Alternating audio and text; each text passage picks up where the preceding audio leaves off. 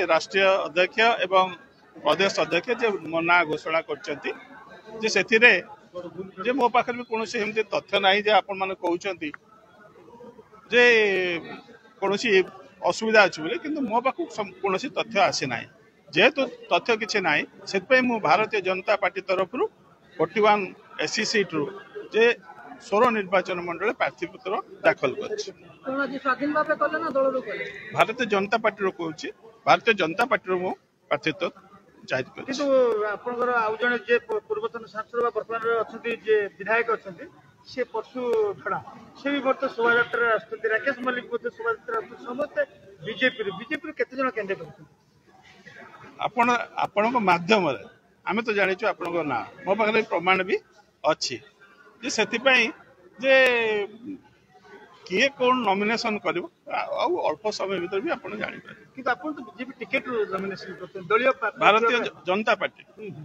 कि आउ जो दी जन आछन से स्वाधीन करिवे ना आपण से तो कोन आलोचना कि दलीय आपण माने एते उपस्थित रहउछन निश्चय आपण माने पचरी बुझी दलीय कर्मी तो आपण को संगे से काम करिवे आपण को बहुत विरोध कर जाउची स्वर रे से पई होय तो से विरोधी भाबे नॉमिनेशन करना तो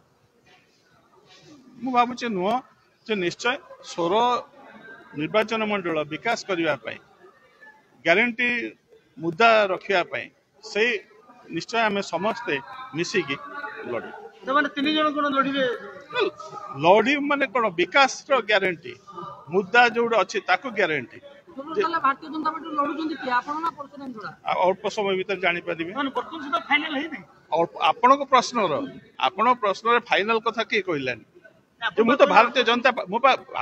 पार्टी रे किए पचारे मुझे मुझे आपण मैंने भारतीय जनता पार्टी रही जनता पार्टी तो भारतीय जनता पार्टी रु दुई जन को टिकट दिया जाय नथिबो से आपण ताको पचाले आपण सी तो कहते बर्तमान टिकट आसी ना आपण आसी ना हम कथा है जो स्वाधीन आसी ना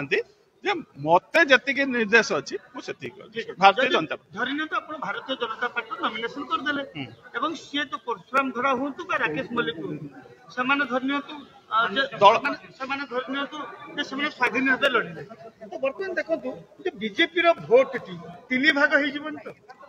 अच्छी समय अच्छी समय दल जहाँ निष्पत्ति नब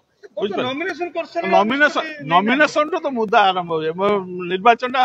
गरम आरंभ हुए से नॉमिनेशन ने आपण मैंने देखिए पार्टी जहाँ एक्शन नब